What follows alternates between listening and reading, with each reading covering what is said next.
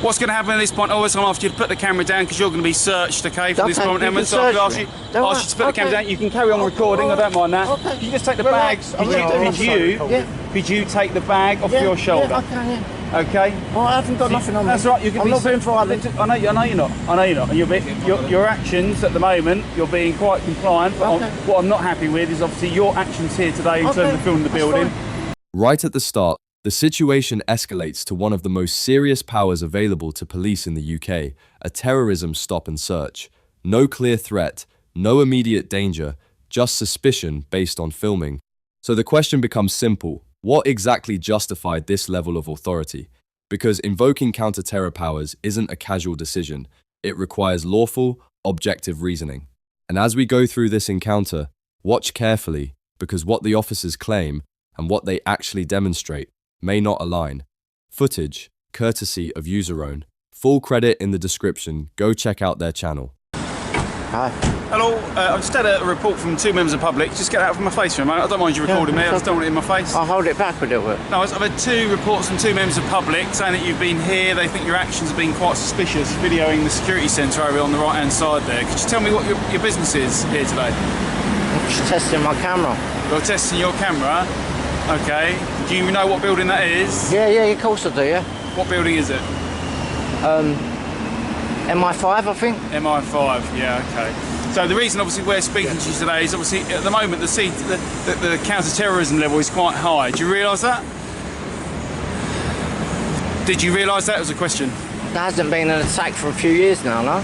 No, but the threat level is still considered to be quite high.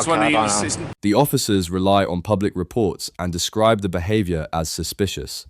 But under UK law, suspicion must be specific and evidence-based. Filming in public, even near sensitive locations, is not automatically grounds for intervention. Do you understand that?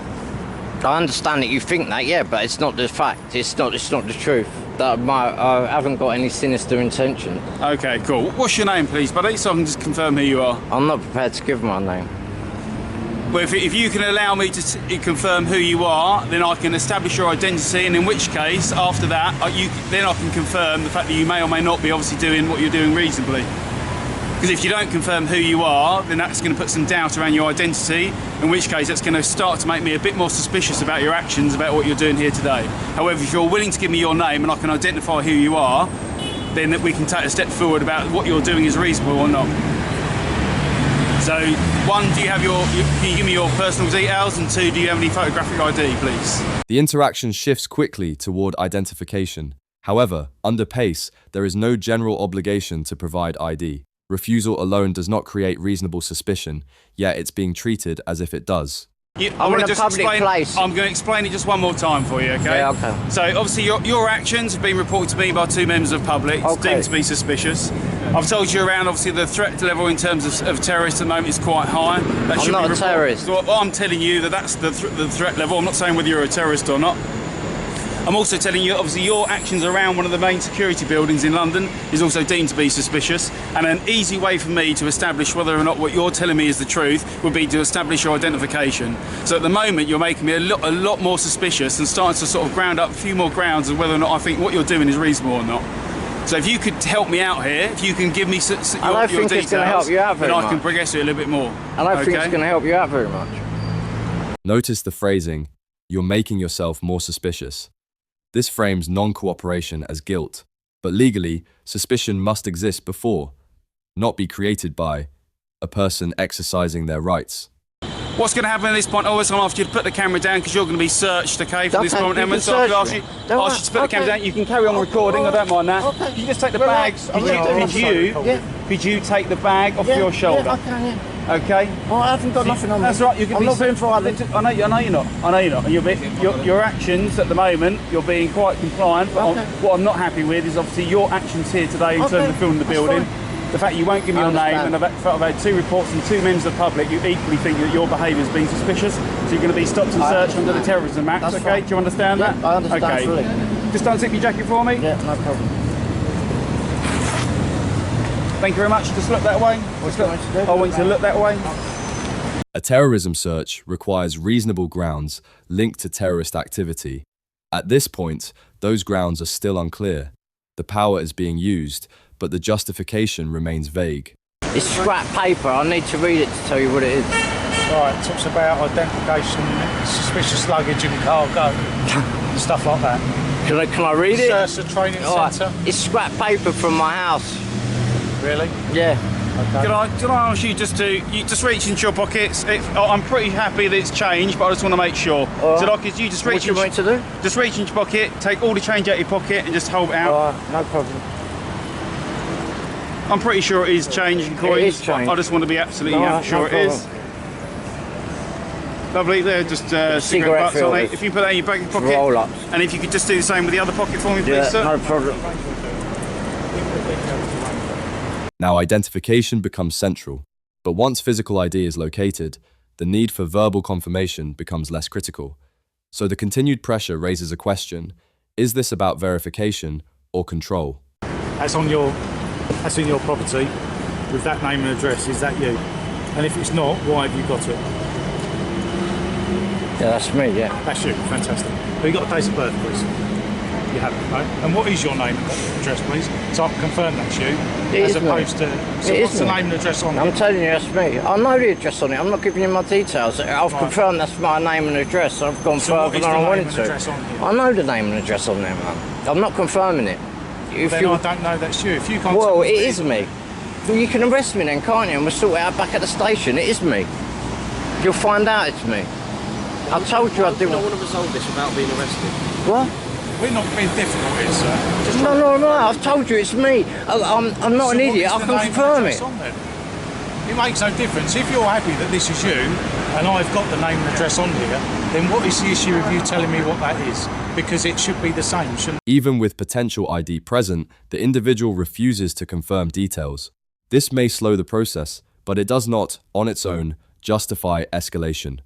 Rights don't disappear simply because they're inconvenient. Obviously, just to clarify matters, there's two things that you're still here. The reason why you're still here is effectively what we've obviously gathered is there's a piece of property that may or may not belong to you. So It obviously belongs we're to me. I'm just let telling me you, it finish. belongs to me. Just let me finish Sorry, and I can sorry. explain to you. So we're investigating obviously a matter of whether or not that's a case Wow. of handling stolen goods or not. Yeah. The other matter is obviously some of the scripture I've seen in there and still your actions I feel to be suspicious. So obviously going to be investigation around these sort of the terrorist sort of activities, okay, that you may or may not be involved in. That's why you're still being detained. Do you understand that, mate?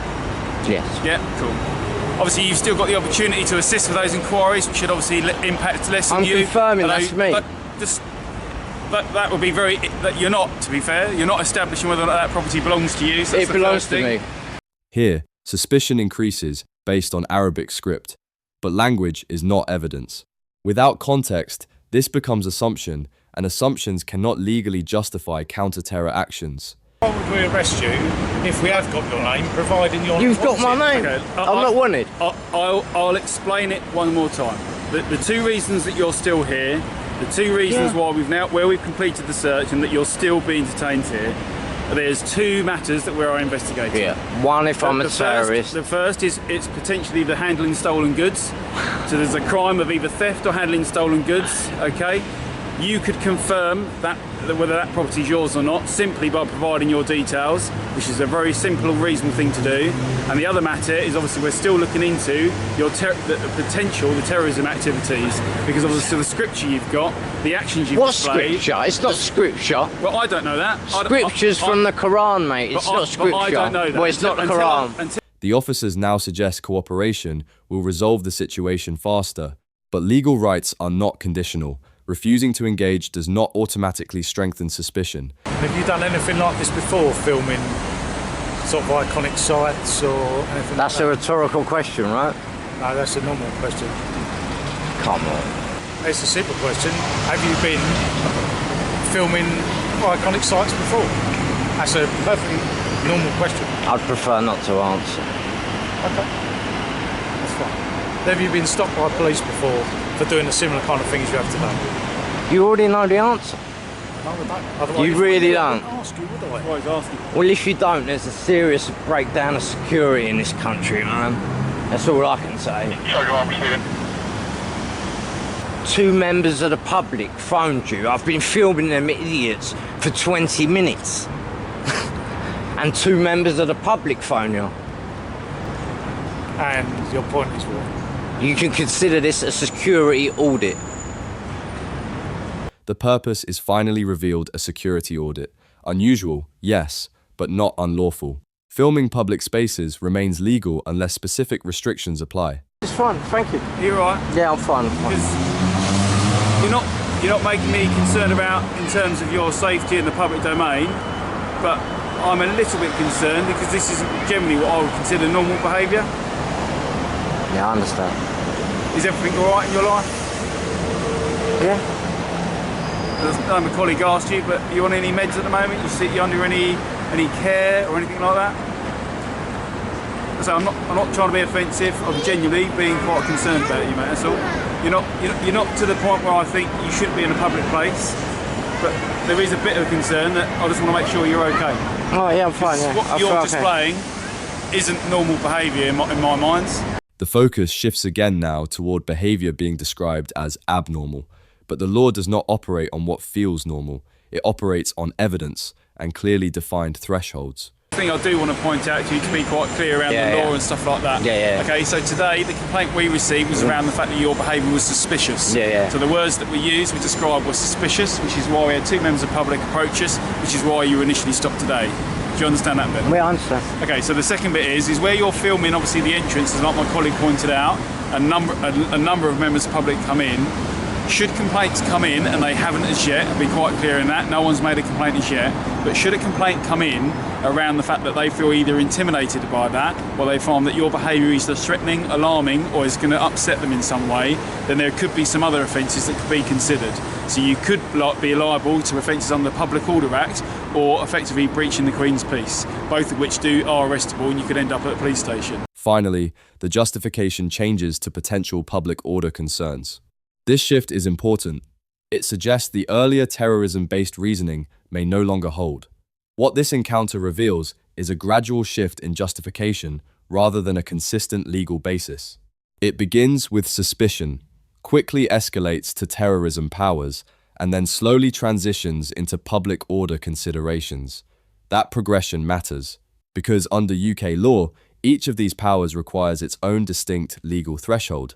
You cannot start with one and justify it using another. The initial stop relies on vague suspicion, filming a building, reported by the public. But filming, in itself, is not a crime. And without clear indicators of hostile intent, the use of counter-terrorism powers becomes difficult to justify. Then comes the issue of identification. The individual refuses to provide details, which is within their rights in most circumstances. Yet this refusal is repeatedly framed as suspicious, effectively turning a legal right into a reason for escalation. As the encounter continues, the justification shifts again from terrorism to property concerns to public order. This kind of shifting narrative raises an important question. Was there ever a solid legal foundation to begin with? Because when authority relies on changing explanations rather than consistent evidence, it creates uncertainty not just for the individual involved, but for the standard of policing itself. And that's the key takeaway here. Not whether the individual was cooperative, but whether the law was applied clearly, consistently, and correctly.